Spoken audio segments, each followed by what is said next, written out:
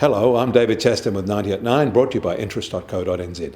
This is where we get everything you need to know in 90 seconds at 9 o'clock with news. The economic and behavioural impacts of the virus emergency are now starting to show, and we're starting another chaotic week. China's official PMI revealed a stunning contraction. In January, it recorded a stall, but no expansion or contraction. But in February, it records a precipitous fall nationwide, down to a sharp contraction, and it is having a very severe knock-on impacts. Their service sector also recorded an even more severe contraction. That is close to a standstill in most industries. New order levels were even worse. And on instructions from Beijing, China's banks are no longer recording loans as bad as a result of the coronavirus economic pressures. The latest compilation of COVID-19 data is out. There are now 7,644 cases outside of China, a rise of 1,713 in one day. A week ago, that outside China data number was 2,208, so it's more than trebled in a week. South Korea, Italy and Iran have all reported a spike in cases. Of course, as we now have one too, from an incoming Kiwi who travelled to Iran. But take caution with this data. China isn't adding those who test positive but are asymptomatic.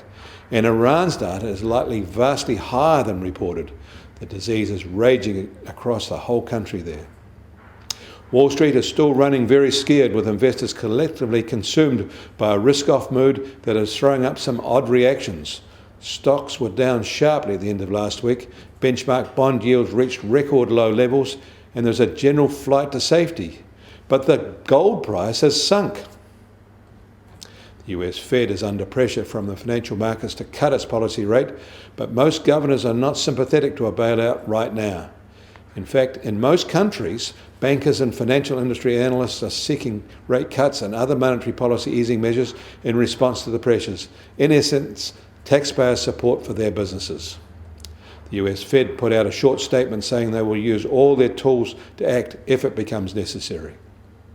US Treasury 10-year yield is now at 1.16% and lower by a sharp 31 basis points in a week.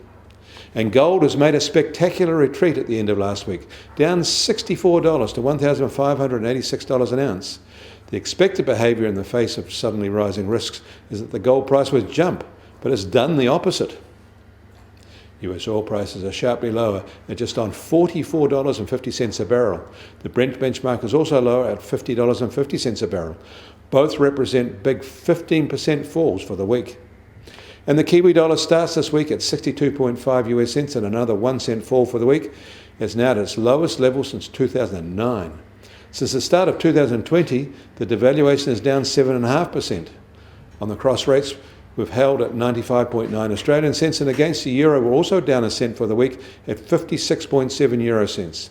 That puts our trade-weighted index now at 68.2, and also its lowest since 2019. I'm David Chaston. That was 90 at 9, brought to you by interest.co.nz.